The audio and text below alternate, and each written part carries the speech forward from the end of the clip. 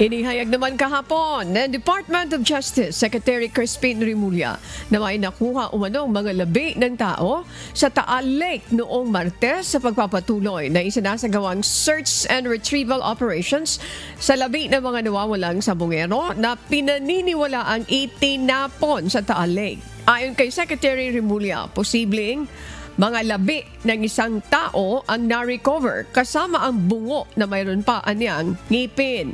Dinala na ito sa crime lab para sumailalim sa pagsusuri. Dagdag pa ni Remulla, lalo itong magpapatibay sa kredibilidad ng whistleblower na si Julie Patidongan o alias Totoy patungkol sa sinasabi nitong itinapon umano sa Taal Lake ang mga labi ng missing sabongeros. Makikita mo talaga reliable yung sinasabi ng ating testigo na doon nga tinatambak ang mga tinatapon at dinidispatcha yung mga labi ng mga taong pinapatay.